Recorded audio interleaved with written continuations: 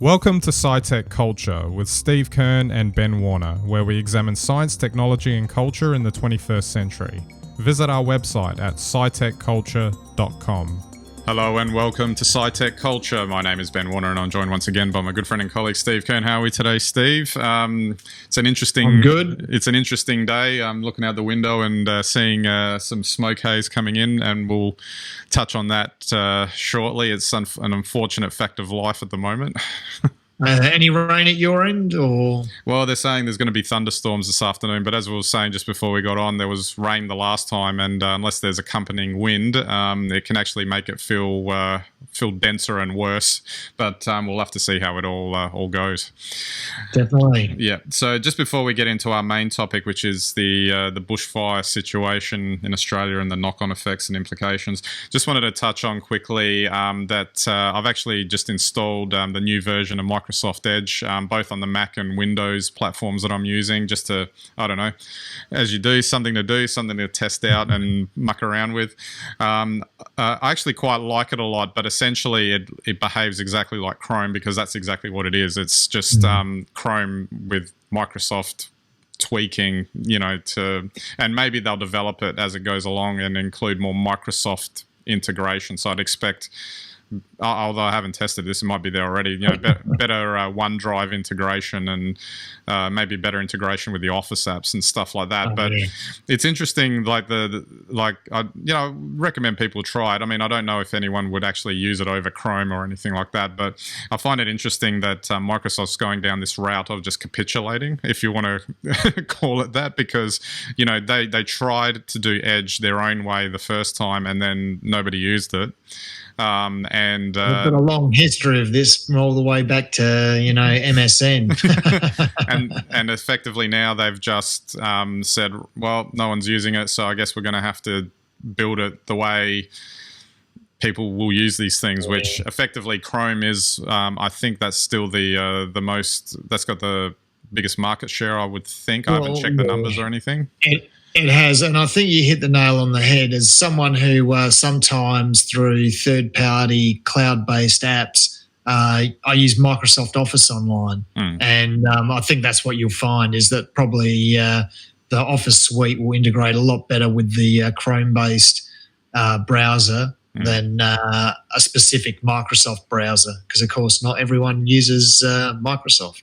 Absolutely, that's right. But the thing that I find interesting, just to, I guess, put a coda on it, is just their entire strategy, which I guess started with Satya Nadella taking over as CEO, which was Microsoft was always about, we're shoving our platform down your throat, and you're going to do it our way kind of thing. You have to use Windows, you have to use Internet Explorer, all that sort of thing, and you're going to do it our way. And it seems like now, maybe because they lost out in mobile, or maybe because obviously they haven't been able to, Windows Phone went nowhere, all that sort of stuff. They've gone with this, just put Microsoft apps on every platform imaginable, and that's their approach now for, I guess, expanding their platform, for lack of a better word. It's an interesting turn of events, shall we say? Oh yeah, absolutely. Well, we'll see. Once again, where this takes them and us. And it actually just occurred to me that we might have to try and record an episode using Microsoft Edge, because if it's just Chrome, it should, in theory, work with our WebRTC link that we've got going here. I've got a nice machine running Windows 10, the latest Windows 10. So we'll have to whenever you're ready. Absolutely. All right, let's turn to our main topic, which is the Australian bushfire crisis and the fact that it's ongoing. I just want to. There's a couple of stories that I want to refer to, but I guess I just wanted to start with the fact that it seems like it started very early this year. It's devastating in terms of the destruction and all that sort of thing. Obviously, there's been criticism of government level responses to it, which have gone viral and gone everywhere. The thing that I have noticed, though, is looking at some of the Victorian sort of angle to it, is that it seems like the state government here was, I don't know if you want to call it ready, but they seem to be ready to jump all over it, and that was largely because of the learnings, I guess, that they took from the last time it happened, where I think there was like 170 or 180 people died in the bushfires, whereas it sounds like it's close to minimal. Obviously, there were some deaths this time, but despite the fact that the bushfires were larger and over a larger area, causing much more destruction, it seems like they were able to get people out and all that sort of thing.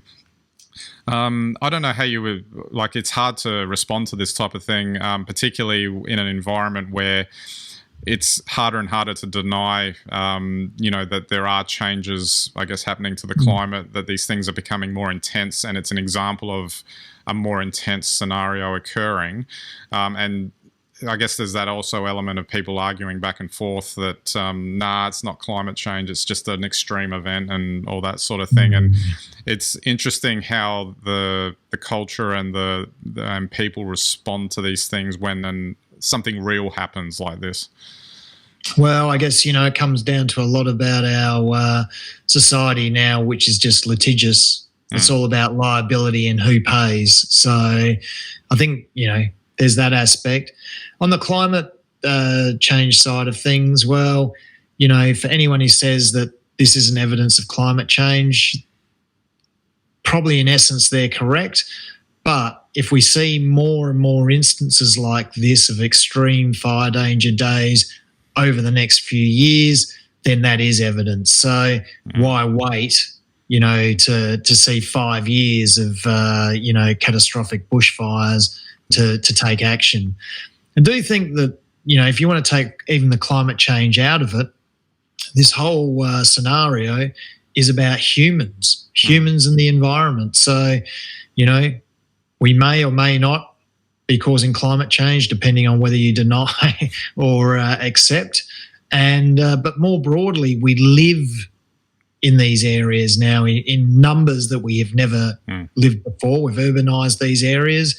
And with that, quite obviously, we don't know how to manage the bushfire load or the fuel load within these areas. These are human problems. Fires on their own and even extreme climate conditions are not issues on their own. They're issues in the way they affect humans. And I think that now is where the dialogue starts to need to progress. If we're seeing these things and we're not managing as humans or not coping with our responses, then although the emergency response has been excellent, then we need to think and rethink the way we deal with the potential for these situations. Just on another thing on the dialogue, which I find interesting, is how a lot of people I wouldn't say everyone, obviously, but there are people that don't tend to respond until they get something tangible happening. So Melbourne being an example, 2 weeks of really awful air quality, and Canberra was even worse at one point, particularly last week. And it's only then that, not saying that people were choking on the air or whatever, but obviously there's a lot, maybe people have sensitivities, will react a lot more, et cetera, et cetera. And it seems like the discussion doesn't start to happen until something actually like this happens. And it's just, in a way, it can be frustrating because it's hard to understand. You shouldn't have to wait for an extreme event to occur for this sort of dialogue to start. Well, that's right. But there are plenty of studies on this type of phenomena, and what, unfortunately, or maybe the positive thing from this sort of tragedy that does occur is that the dialogue then moves to the majority accepting that there's a need for us to change something or to do things differently. But unfortunately, it means that the remaining 15 or 20% who deny or don't accept just dig in deeper and just, say that, well, big deal, volcanoes would have done this, whatever. And, unfortunately, it entrenches them. But if the positive thing is that if the majority of people are now realising that we need to do things differently, that is a positive start. Absolutely. And I guess you're never going to get 100% of people anyway. Never. One of the things that was sort of rams home as a massive example of to illustrate how bad this is the NASA I was obviously watching it from a satellite perspective, and there was a smoke plume that went across the Pacific Ocean, which drifted across from Australia. And it actually I'm not entirely sure if it's made its way back here now, but it was actually doing a lap of the Earth. That's how large it was. It caused issues in other countries, New Zealand being an obvious one, given proximity to Australia, etc. But there was also a South American country, I think, that also got affected. Chile, Chile got a huge dose of smoke. Yeah, and like that... like if that doesn't ram home any sort of points about how extraordinary it is, do you think the dialogue needs that type of example just to really get things going?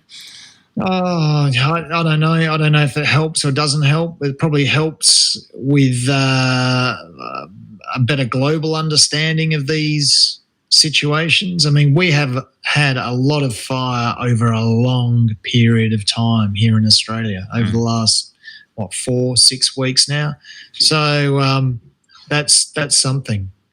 Yeah, I guess it's something. Although the thing that interests me is that obviously the media pops onto these things when they've got something a bit more tangible as well to sort of like go on off the news and be able to like have a headline. So obviously the smoke plume's an excellent example, but the one that kept getting reinforced over and over and over again was the billion animals that they're estimated to have that have died through the bushfires, etc.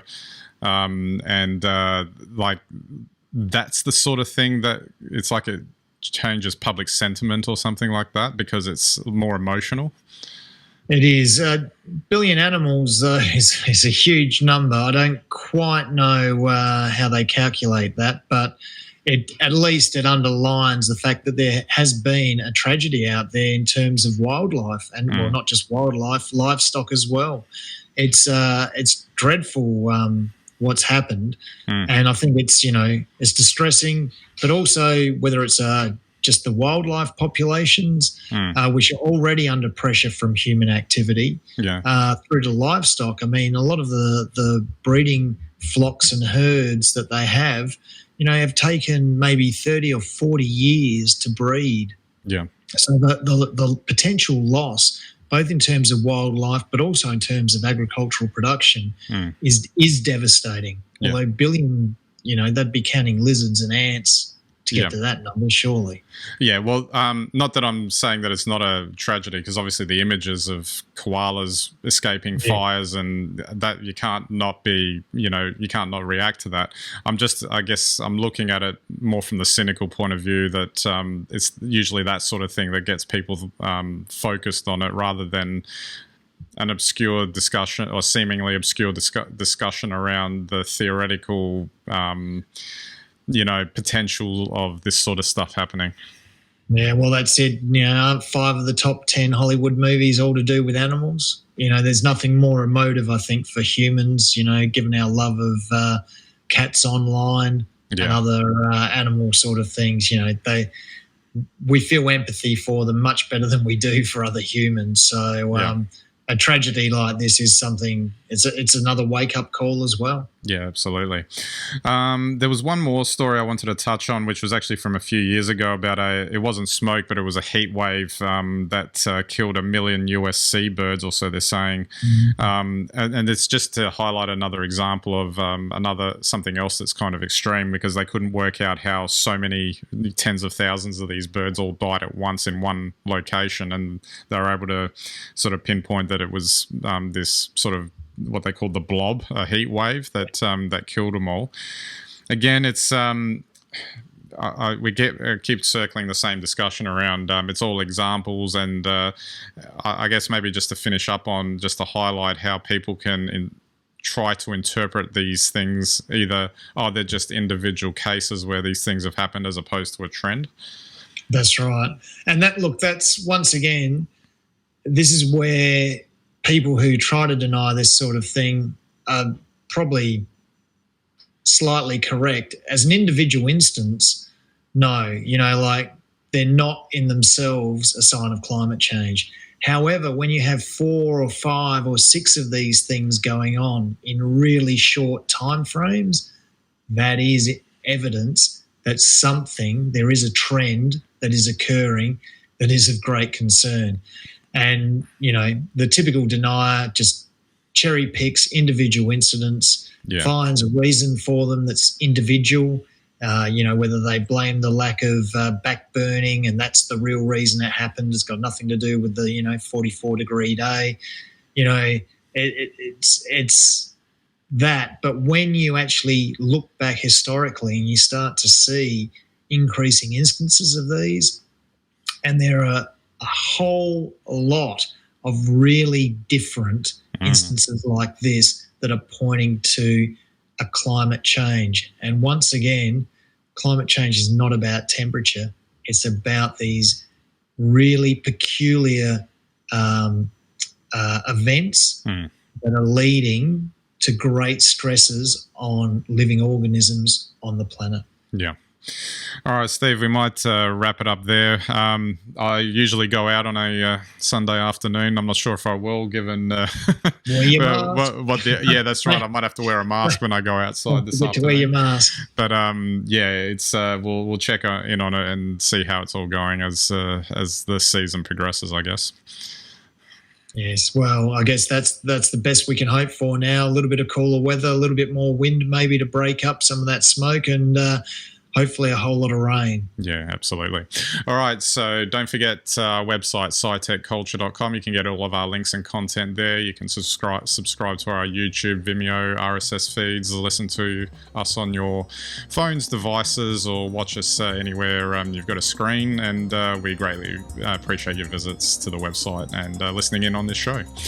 All right, so that's it for this episode. We'll catch you next time.